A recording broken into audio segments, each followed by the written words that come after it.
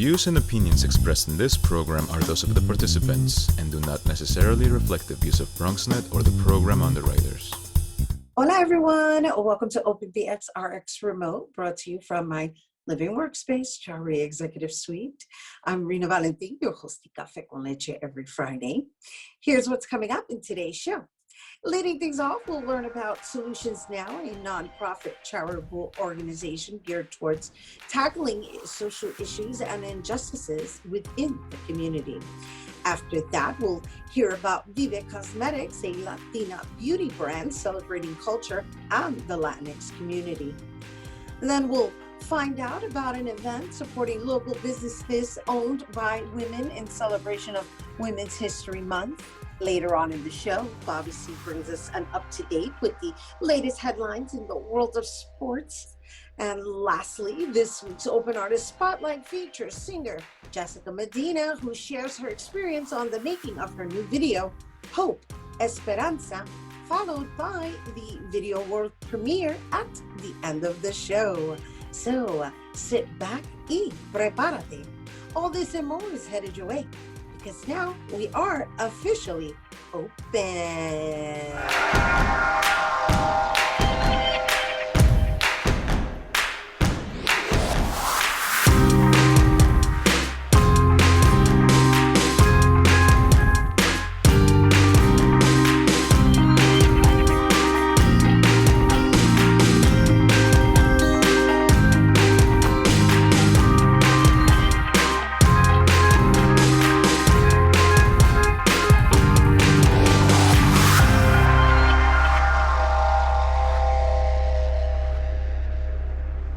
Hey everyone, welcome to Open. I'm Rhina Valentin.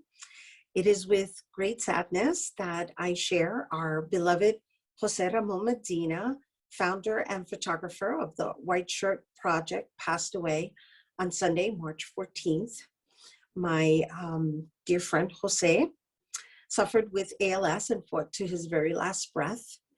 And here on Open Friday, we've had the pleasure of having him on to discuss the White Shirt Project online gallery materialized into a physical exhibition shining light on mental health awareness for Bronx Week 2018.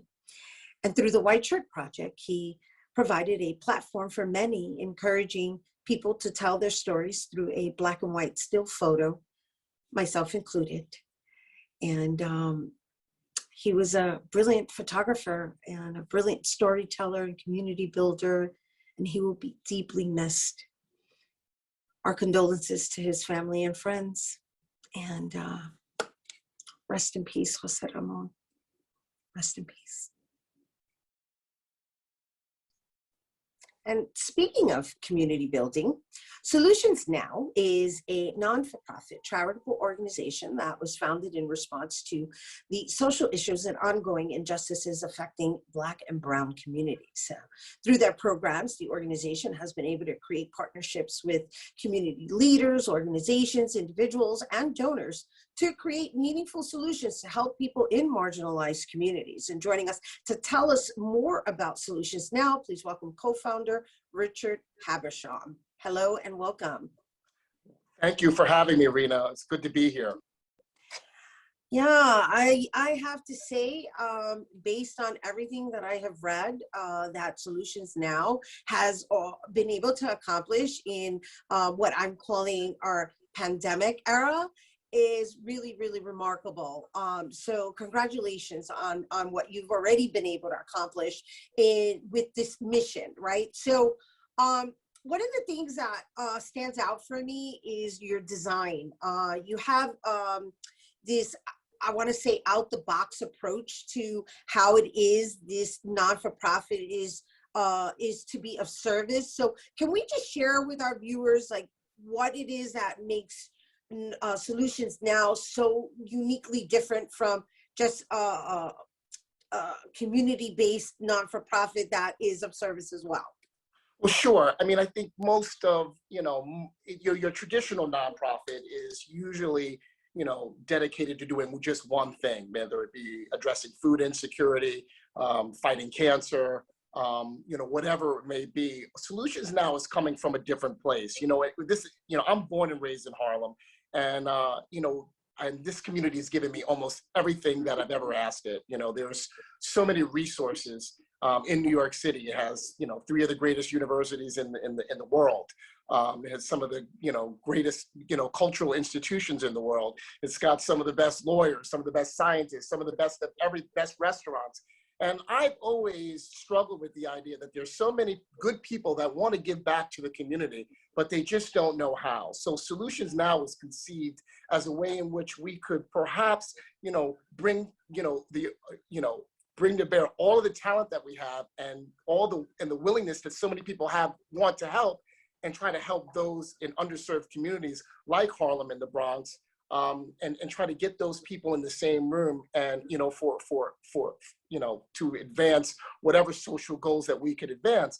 I ran for Congress in the last cycle, and the idea from Solutions Now was initially to be like a storefront 311, a kind of place where you could go and say, hey, my daughter just got into college, I want to know about scholarships, or hey, I live in a NYCHA building and I can't get, my sink fixed. Just a soup to nuts sort of place where you had informed people working that could help the community, and help people who walked in, and give them instant solutions now to their problems. So that's where it came from. And if I just might add, this also came from the prism of wanting to run for political office, to do something for, to give something back to my community. And what I started to realize was that, you could go to Washington, or you could go to Albany or City Hall, and it could take 20 years to pass something meaningful, something that moves the needle.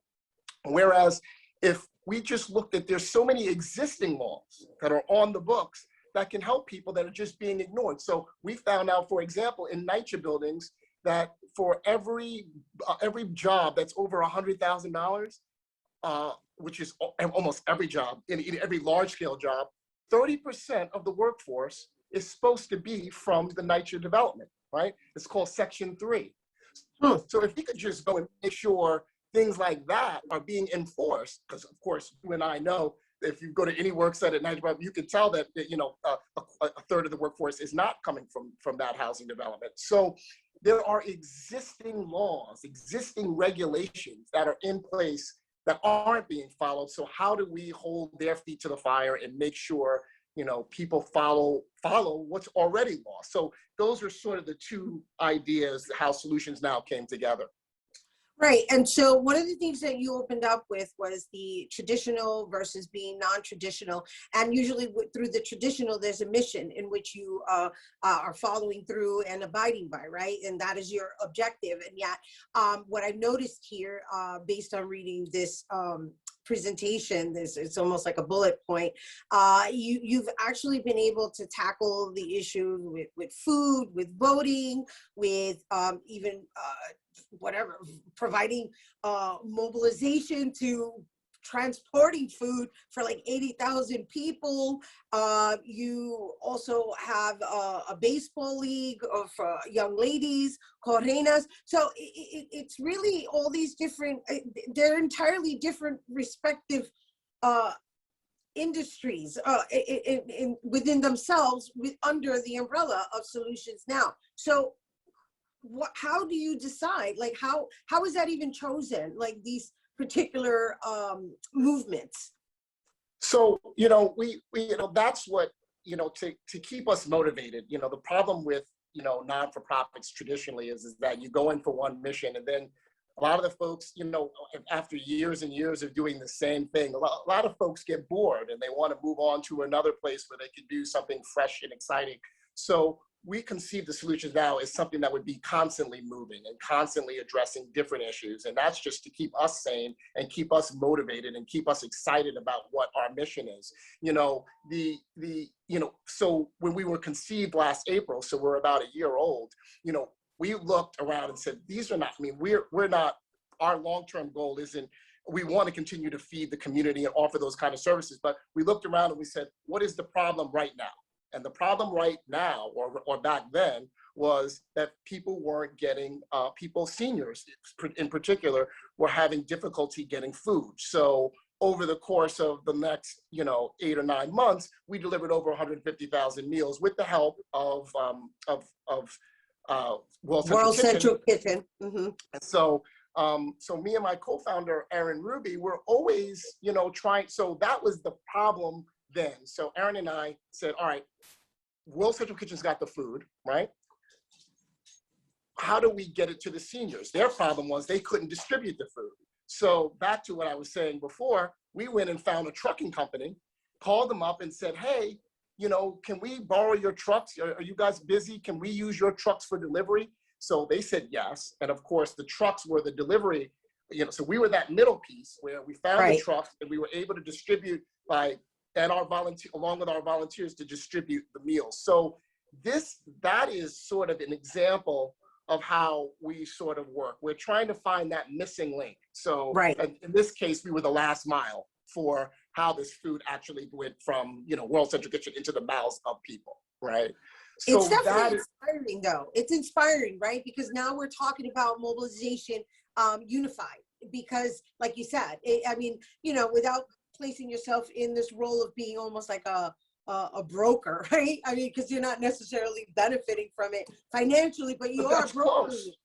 Yes, that's close. It's almost like we're a broker of good deeds, and so that was those were the most urgent needs that the community had. We also got, 1,000 N95 masks for Lincoln Hospital, in the Bronx.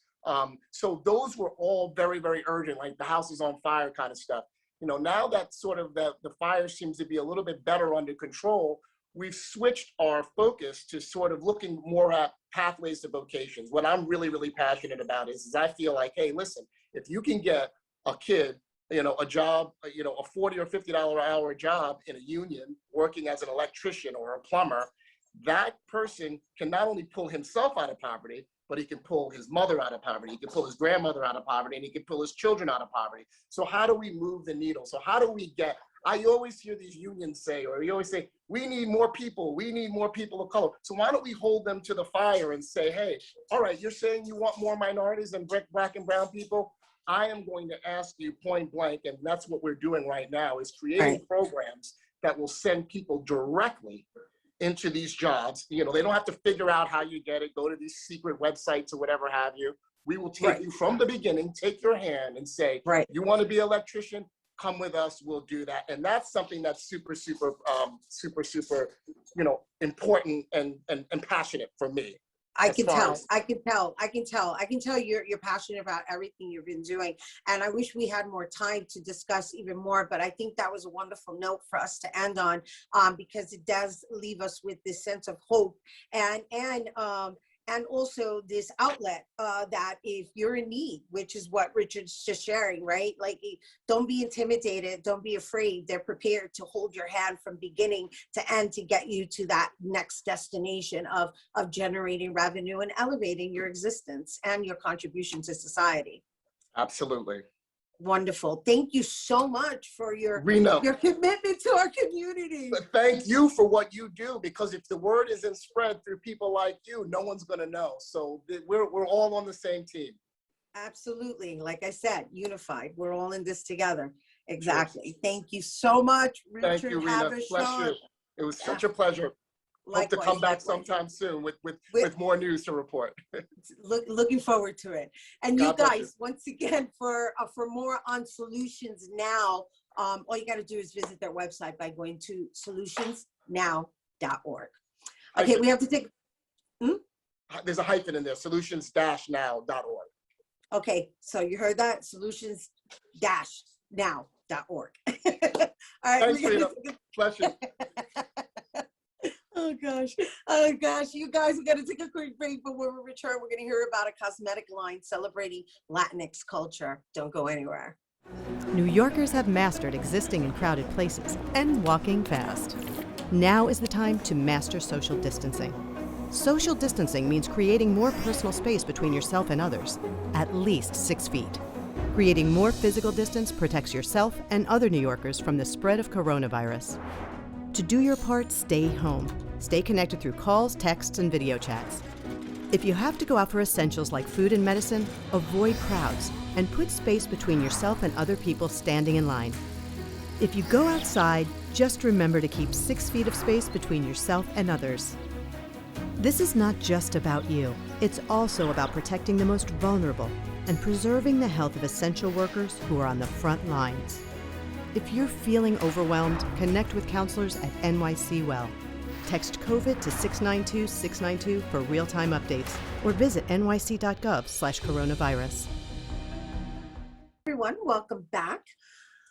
So, inquiring minds want to know, do you love a bold red lipstick along with anything beauty related like I do? Well, if you do, Vive Cosmetics is changing the way cultural beauty is embraced. The beauty brand includes vibrant colors, Latinx-inspired names, and Latinx people in their campaigns. The brand has been featured on O Magazine, BuzzFeed, Teen Vogue, CNN, NBC, HuffPost, and that's just to name a few. And here, joining us to tell us more, we welcome co-founder Leslie Valdivia. Hello and welcome. Hola, thank you so much for having me. Thank you for being here desde California.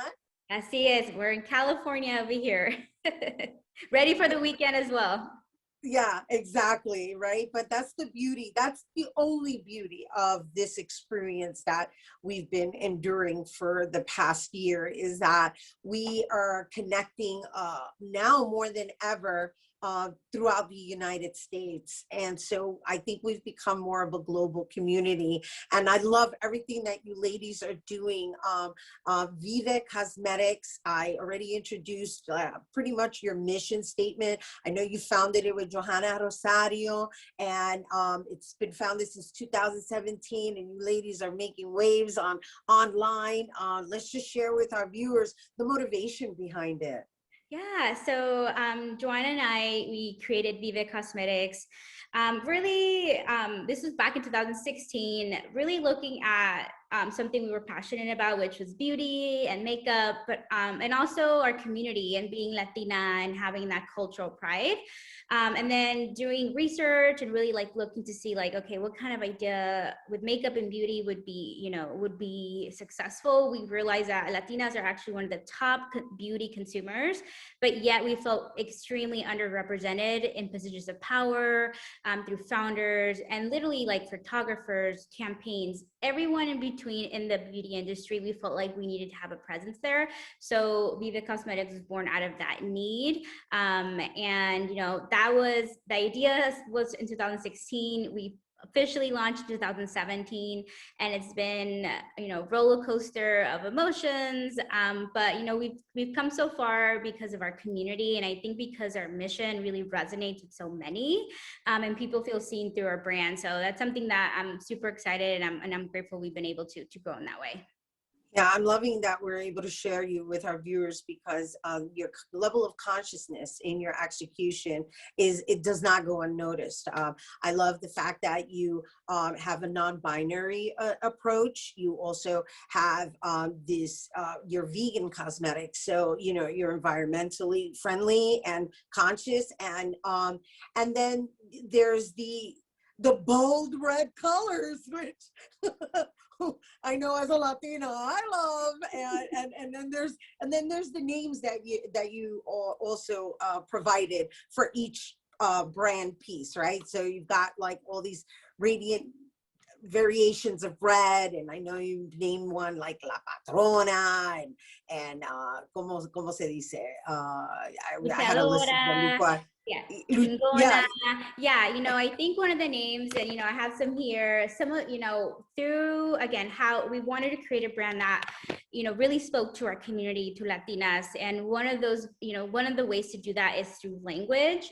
So we wanted to really incorporate these words like patrona and chingona and amor eterno, these words that are recognizable, that have some kind of meaning to us in some way, and also give that empowerment through that language, right? Like chingona means bad woman, right?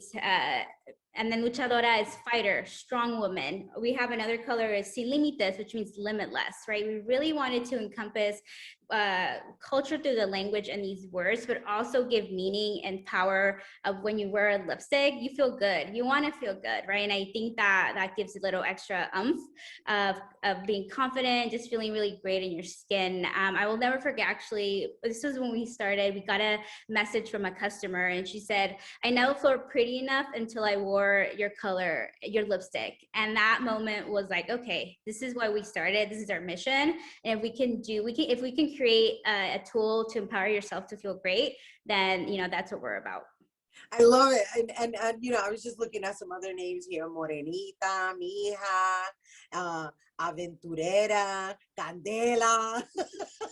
Yes, So bringing all the fire, all the fun, but also the endearment, right, of Mija, and just these words that like really create some kind of feeling within ourselves. And that feeling is different for everybody, but we hope that brings either a nostalgic feeling, memories of abuelitas, whatever that means to you. We hope that it inspires something in you with these names. And just to share with everyone, there are different hues in red, right? And then there's also the intention of that gets put behind it. Once you know you're wearing a lipstick that's named this particular thing, I don't know, I personally feel like on a mental level, it makes you feel a certain way, right? Not just in the way it looks, in the intention that's placed behind the name that it's been given. I think you said it correctly. It's all about the intention. And when we create these colors, when we created these products, it's all about like who is going to be using them, right? And making sure that that's something that is relatable, and that you feel seen in some way. And also, you know, beyond the intention is that this makeup, these colors need to look amazing on everyone, especially thinking about our customer, our Latinas. And Latinas are so diverse. We're so different. And we come in all skin tones, all shades. Yes, we all have different complexions. That's exactly. And that has always been at the very beginning of our brand, of like making sure these colors look amazing on everyone, or that there's a color that is for somebody to look great in. And then you showed us really quickly the packaging, right? I wanted to just share the packaging with everyone because it's very fun. It's very playful, and it's very youthful. Yes, you know, when we created the brand, it was all about the intention, and the intention was that we wanted to create something so different from what was out there. And usually when you know, this is, again, now there's a lot more options, but back then in 2017, everything was black and white packaging, very simple, simplistic, classy. But we were like, that's not us. We wanted to be it, you know, represent the culture through its vibrancy, through its colors. When we think of cultura and the diversity, it's so fun, it's so vivid, we're so festive, and we're so fun. And we really wanted to showcase that through the packaging. And that this is how it was, you know, born. And, you know, hopefully, you know, when we plan, hopefully one day we'll be at national retailers, we want this packaging to stand out on the shelves, right? Like, you want your eye to go to that, you know, straight away. So, you know, there's so much love and intention that went into creating this look. Yeah, you're the marketing expert, right? The two, was that you? Yeah, my background's in marketing, so yeah. But, you know, Joanna and I collectively come up with all these ideas, sometimes too many ideas, you know, but we try to really, you know, create something that, again, is going to represent our community in a positive way. Well, I want to congratulate you ladies. I mean, you really catapulted since 2017, and you've definitely been making a lot of noise online. You've got a lot of write-ups. I'm in awe over your website. It's definitely a fun shopping destination. So before we go, let's just share with everyone how they can shop Vive Cosmetics. Yeah, of course, please. You know, we're very active on Instagram and across all social media platforms. Our handle is at Vive Cosmetics. And of course, you can shop our lipsticks at vivecosmetics.com. Beautiful. Thank you so much for being here with us, Leslie. And Thank you so guys, much. once again, to shop everything Vive Cosmetics, you can visit vivecosmetics.com. All right, we got to take a quick break, but when we return, we're going to hear all about an event celebrating women. It's Women's History Month. Don't go anywhere.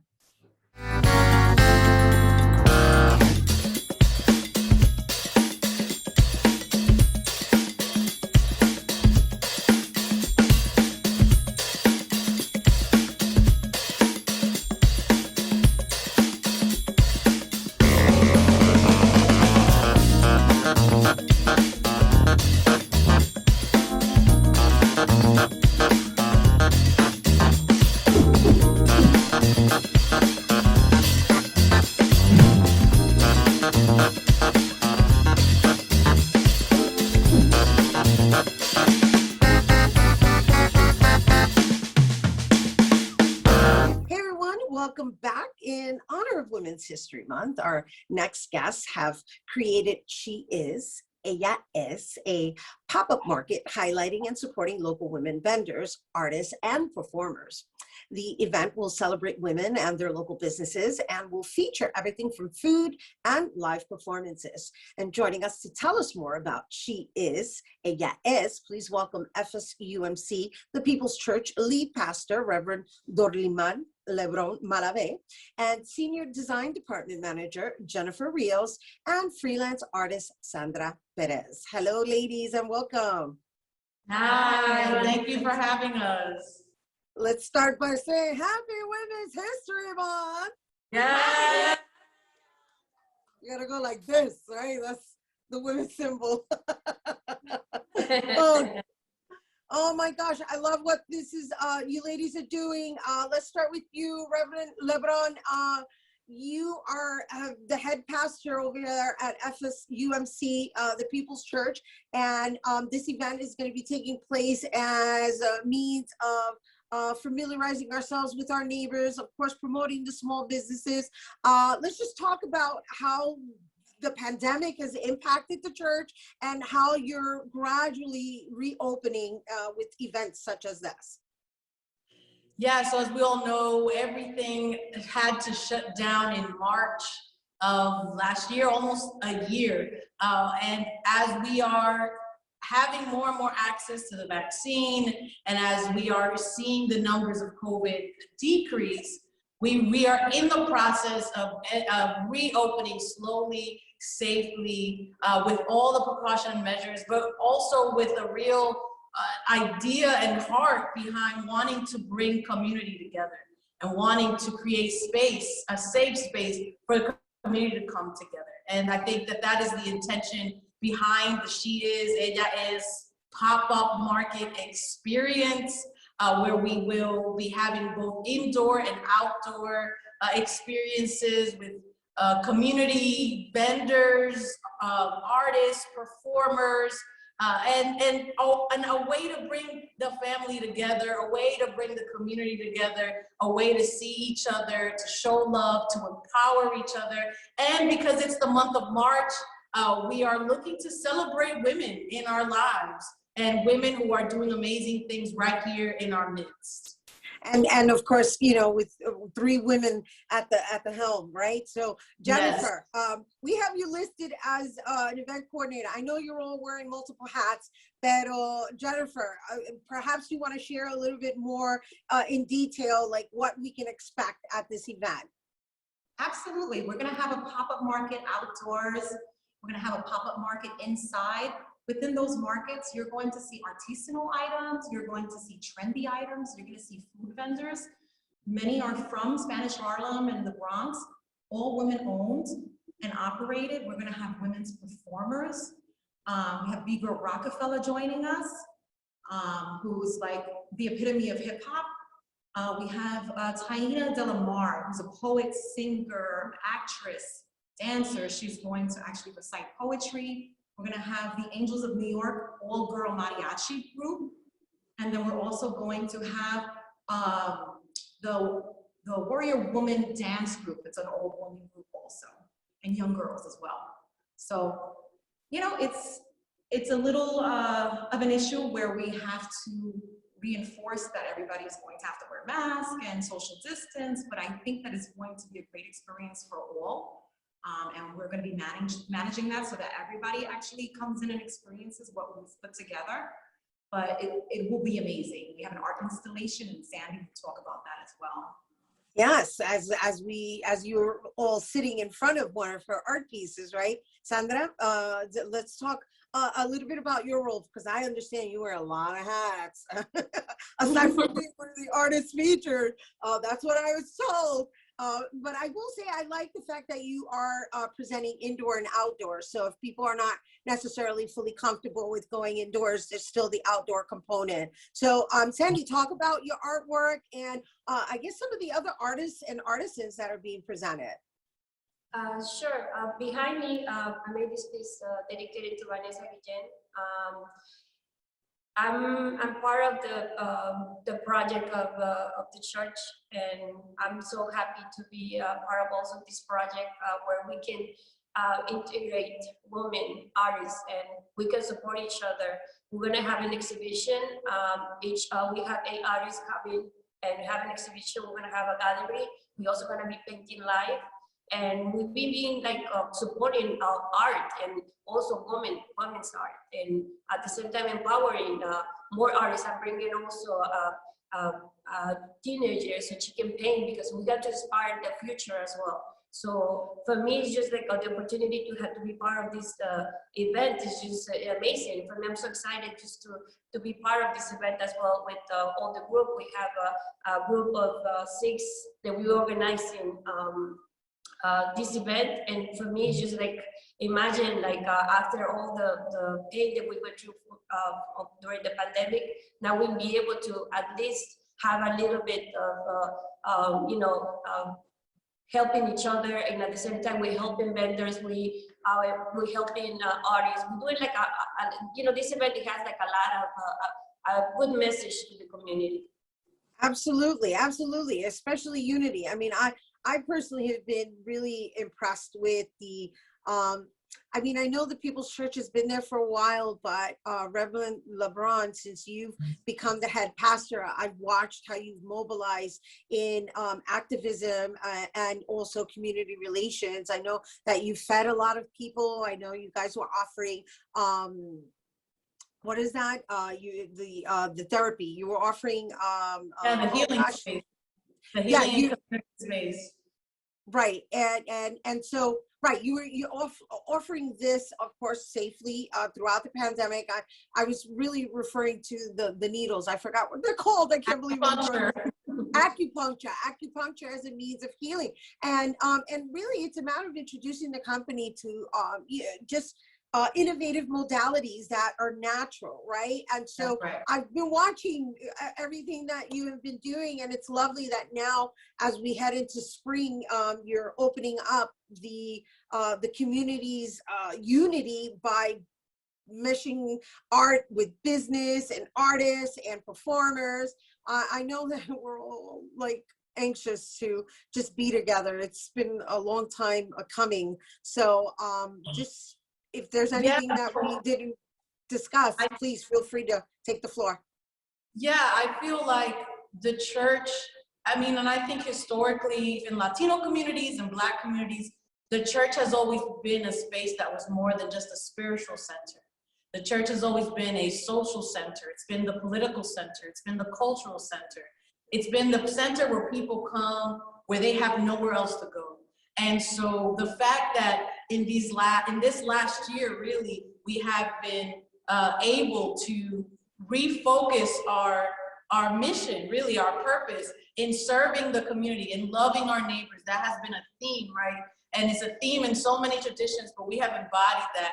Currently, we are serving over 700 households every weekend. We serve community fridges and other churches and mosques throughout Manhattan and the Bronx. Our community healing space is growing. We're getting ready to start our first training session for training community members to also learn how to do acupuncture. And for us, this is the way that we show love. And if we are going to be in the heart of East Harlem, if we're going to be in the heart of Spanish Harlem, we are demanded by our call to love our neighbor, to be open to this. So I'm just grateful for a great team that has bought into this idea and this vision. And it's crazy and chaotic, and it's a beautiful chaos that we have been able to kind of mold and push us together. And I just want to highlight that the 28th, that weekend marks 1 year since the beginning of our food pantry, which started with just a handful of families that we were serving, and now we're serving over 700 households every weekend. So again, this event is a celebration of how we've survived in this last crazy year, and a modeling of how we can look forward into a new future together. Wonderful, beautiful. And thank you, ladies, for taking it on. That was Reverend LeBron, Sandy Perez, and Jennifer Rios. And you guys, once again, the event She Is, Ella Es, will take place on Sunday, March 28th from 1 to 6 p.m. at the People's Church, which is located at 163 East 111th Street in East Harlem. And for more information, you can visit We Are El Barrio on IG or FSUMC, or you can call 917-701-4771. All right, there you have it. Don't go anywhere because Bobby C's Weekly Sports Roundup is coming up next.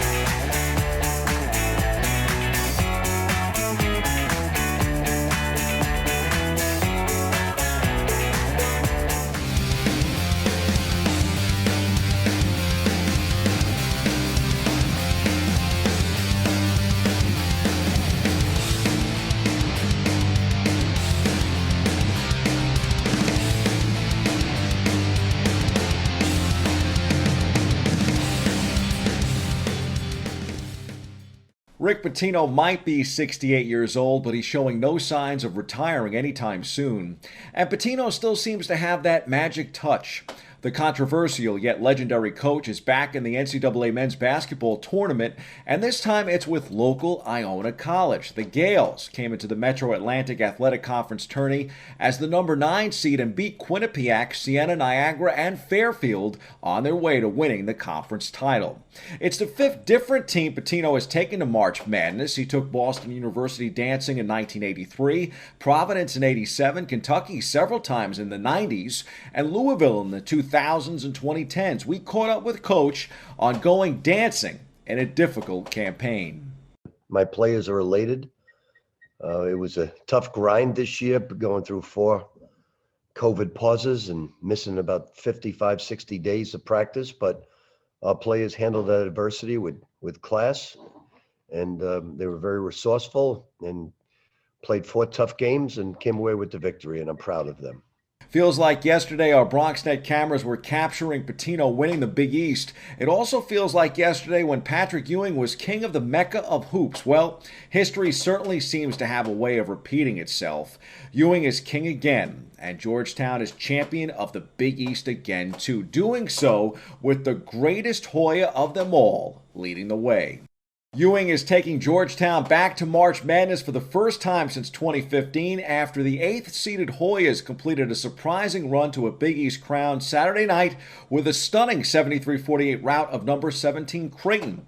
It happens on the 49th anniversary of the day Georgetown hires the late, great John Thompson, the late Hall of Fame coach who transformed the program into a national power, and one of the most iconic in college basketball history was Ewing's coach. Now it's Ewing leading the way as mentor. The Hoyas win their record 8th Big East tournament title and first since 2007. Congrats to the big fella. Nice to see him cut down the nets at Madison Square Garden. We shift gears to the gridiron for a couple of updates on the locals. Big Blue is still counting on Bronx boy Saquon Barkley returning from his torn ACL at full strength for the 2021 season. But their first big addition of free agency is a running back who can serve as his backup. Devontae Booker, most recently of the Las Vegas Raiders, agrees to a 2-year deal with the Giants that could be worth up to $6 million. Booker will turn 29 in May. He began his career with the Denver Broncos and has rushed for 1,526 yards and 9 touchdowns in his 5 NFL seasons.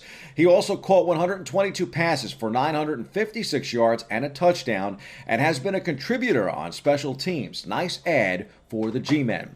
Twice franchise defensive lineman Leonard Williams reaches an agreement on a 3-year, $63 million deal with the Giants that includes $45 million fully guaranteed. He's back, but Kevin Zeitler is gone. Waived by the Giants last week, the guard inks a 3-year, $22 million deal with the Baltimore Ravens on Monday. He was one of several former Giants who cashed in around the league. After staying quiet through this offseason, the Jets made a pair of significant additions. The team agrees to terms with wide receiver Corey Davis, formerly of the Tennessee Titans, and edge rusher Carl Lawson, formerly of the Cincinnati Bengals. Both players should be upgrades at key positions of need for the Jets. The team needed to upgrade its group of pass catchers. Gangrene also needed improvements to the pass rush. The edge has been a chronic need for over a decade. Lawson should very much help there. Bobby C's matchup of the week goes to the Brooklyn Nets and New York Knicks. The two met Monday night in a thriller. A game-deciding blown call led to a furious Knicks star being escorted off the court Monday night. In the final seconds, Julius Randle receives the ball down 3 points with 5.7 seconds left. Randle jumps to take a three-pointer and is contested by Kyrie Irving, but he held on to the ball and landed. At first glance, it was a textbook up and down travel. A replay, however, shows Irving had actually hit the ball as Randle went up to shoot. When you're on a hot streak, you win games in a lot of different ways, and so Monday's game wasn't pretty, but the Nets got the job done and won their 13th in the last 14th and 5th in a row. A 117-112 loss may have been a moral victory for the Knicks, but it went in the win column for the Nets. James Harden and Irving combined for 55 points. Here's Kyrie on the rivalry with the Knicks. I think as players, we feel it naturally. But obviously being from here, it's a little bit of a different sentiment, because I got to go home and actually be around Knicks and Nets fans. It's my family. So it's basketball, it's competition. It's a world sport. So it's just nothing but respect. But obviously you want to come out here and just have fun going against New York Knicks. They've been playing well all season. So well-coached team, and just appreciate the opportunity. Nets head coach Steve Nash is pleased with the dub, but sees plenty of room for improvement for his team. They cut the deficit at halftime. That can come back to bite you, but it didn't. So we got it done in the end, and we'll have to just learn from it, take a look at a few of the scenarios, and get better. On the baseball diamond, the Yankees and Mets are fine-tuning in mid-March, and that means trying some new things like Gio Urshela at shortstop and Brett Gardner in right field. Here's more with the two Yankee stars.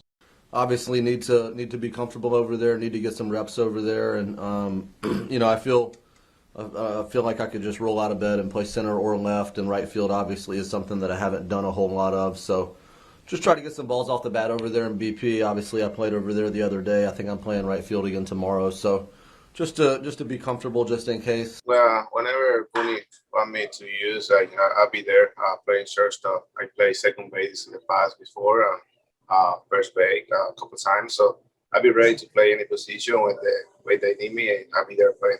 As for the Mets, star shortstop Francisco Lindor belts his first home run this spring in orange or blue and is so pumped to do it in games that actually matter for the Amazons. We have good hitters, young hitters that continue to evolve, continue to get better on a daily basis. And I'm very excited. I'm very excited for what the year has ahead of us. I know the guys are working extremely hard and they're going to have an outstanding season. I'm looking forward to being a part of something good they had going on here.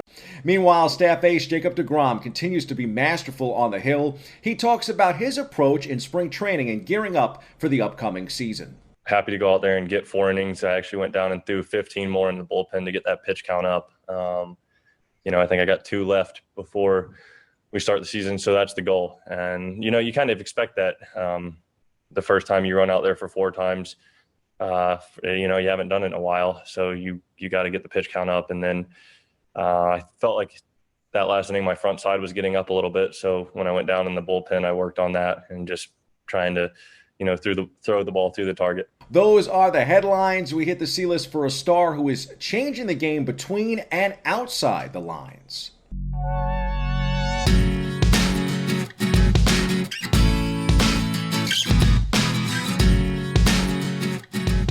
LeBron James is 36 years old and now in his 18th season in the National Basketball Association. He is already having arguably the greatest NBA season on the floor for a player in year number 18. But for me, it's what LeBron has done away from basketball and off the court, especially during 2020 in regards to social injustice and the pandemic, and more recently, how he is changing the game for athletes of color. Last week on the show, we celebrated the 50th anniversary of Ali Frazier 1 at Madison Square Garden. To me, Muhammad Ali is the last athlete to truly have that kind of impact inside the sport and outside of it.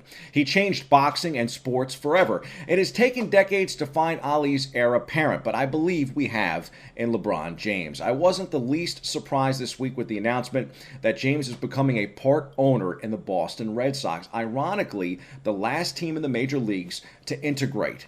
The Los Angeles Lakers forward also says he wants to own an NBA franchise after taking a stake in Boston-based Fenway Sports Group, FSG. LeBron says, open quote, "I got so much to give to the game. I know what it takes to win at this level.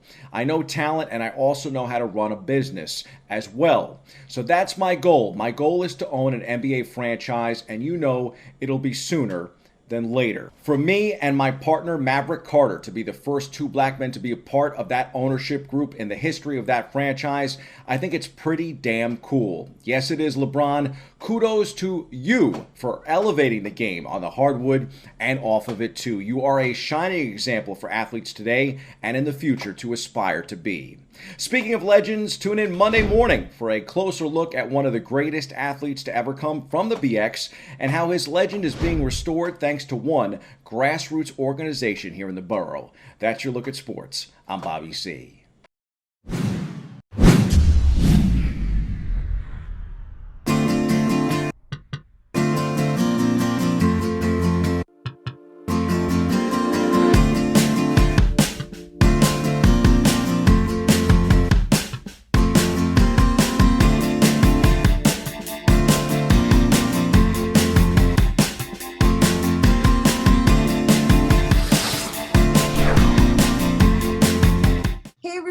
Welcome back.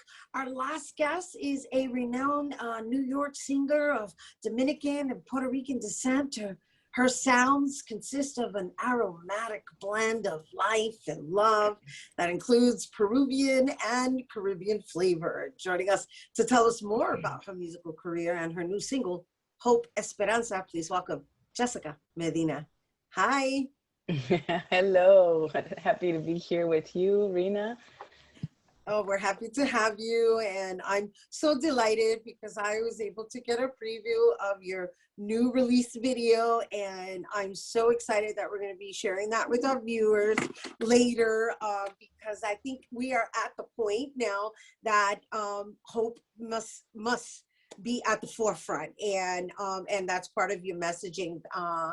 But before we get to the video, you guys, we're going to get to know Jessica a little bit better, and then of course the whole process of executing a video during this pandemic era. I mean, what that must have been like, right? You just released it in February of 2021, and it's done in actually dual locations. What was that like for you? Well, I usually work with a director that's based in Dominican Republic. His name is Manuel Paulino. And he had mentioned that he was going to be in New York for a couple of days. And he said, let me know if there's anything you want to film. I said, oh, yes, of course. I say I have a song that I've been working on, and I'd love to get some shots in the city. And I basically told him the images that I had in mind. So I was thinking, I want to express something that shows the duality of my life growing up in New York City, but also having very Latin roots ingrained in our everyday, which includes our foods, our music, our clothes, and everything. So I had this idea of having, you know, for instance, like the dress that I have on the video is a very typical outfit that you would wear to dance, maybe bomba plena or merengue típico as well. And so I wanted to have the contrast of having that with a backdrop of the concrete, you know, buildings, the bridges of New York City, to show that juxtaposition of what it's like to be an immigrant when you come here, how you have to adjust to the lifestyle, but you still maintain your culture, your language, your foods, and all that good stuff. So I said, all right, let's go to Alto Manhattan. Let's go to Washington Heights, where you have like a big majority of, Caribbeans living. And even though I grew up in Corona, Queens, I'm a Queens girl, but I had my aunts who lived in Alto Manhattan, so we went there very often.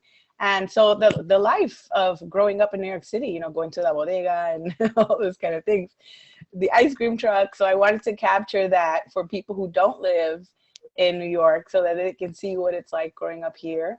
And it was interesting because, there weren't many people in the streets because of the pandemic. So in a way, I feel like we were lucky because we had like these empty, it's kind of like when you shoot a film, you have like these empty lots or locations. So in a way, we're very lucky, but at the time it kind of it shows how desolate the city has been. So that's kind of how we fit the part here in New York. And then when he got back to the Dominican Republic, he was able to meet with Decano, who is our featured artist on this track. And so, Jessica, and we were able to film him as well in the colonial areas in Santo Domingo. Right. No, great. I wanted to talk about Decano, but I wanted your video to catch up with you right now because you froze for a moment, but this is day and age. But we could hear you though. We could hear you. And I'm sorry that I interrupted you, but you were saying you filmed this in the street and it was almost like you were, you had empty lots and it was kind of an easy production for you to accomplish. And then you had Decano, who's over there in DR, right? Right.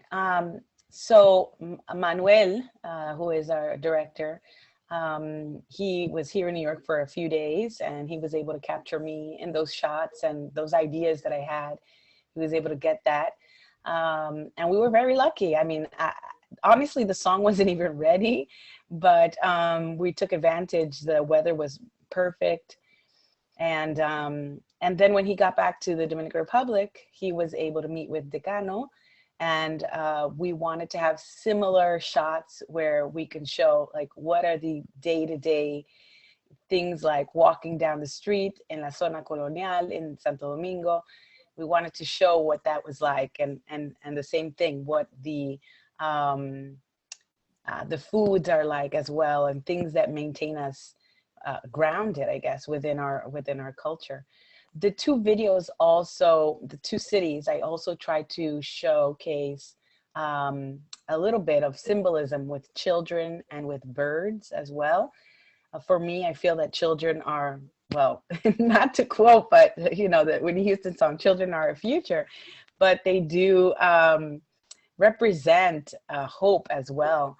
And so for me, it was important to have those shots and Manuel was amazing in getting those shots as well in the Dominican Republic, getting the kids, running on the bikes and the playground and things like that. And also, here's a little tip that you guys may not know. Actually, when you listen to the track, at the end, you'll hear my kids saying, "Hope is here to stay." So I was able to actually incorporate them into my recording. And, since we're home, instead of having them interrupting every time I was trying to do recordings, I say, you know what, come, let's do some choruses. And they just loved it. And I have like on my Instagram pictures of them with the headphones in front of the mic. And it was a lovely time recording it. That's lovely. That's lovely. And thank you for sharing that. And I hope that leaves people inspired, right? Because that's going on record and that's going to be memories for all of us for years to come. And I want to thank you for bringing it here to us, Jessica Medina. And I want you guys to just hang on because we're going to take a quick break. But then when we return, she's going to share the world premiere of her new single, Hope, Esperanza, featuring Decano. So don't go anywhere. Hey everyone, welcome back. we present to you the world premiere of Jessica Medina's new video single, Hope Esperanza, featuring Decano. Hope is here to stay. Don't you remember? Not long ago, bathing in the beauty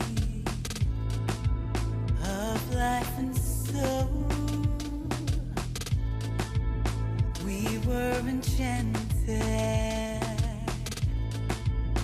with joy that shows it never runs, just simply wait for us to remember.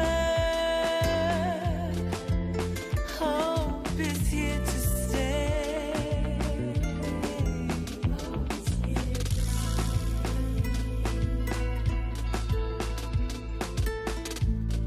Mantén la esperanza. Lo tuyo vendrá. Supera lo oscuro. La fe vencerá. Aquella inocencia. Buscando verdad. El alma del niño. Debemos guardar. Viene y se va. Sabrás esperar. Nunca olvidar.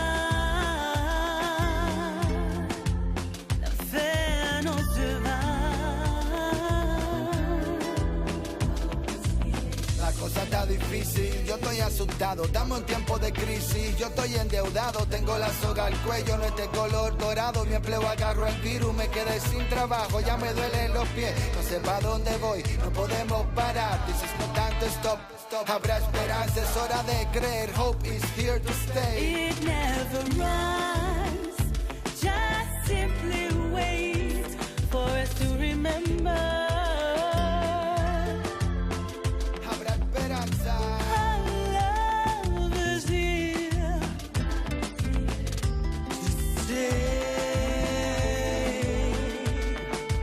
Nadie te lo quitará. No podemos parar. Nadie te lo quitará.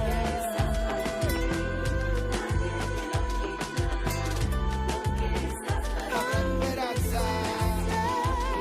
Fe no se va. Hope is here to stay. Hope is here to stay.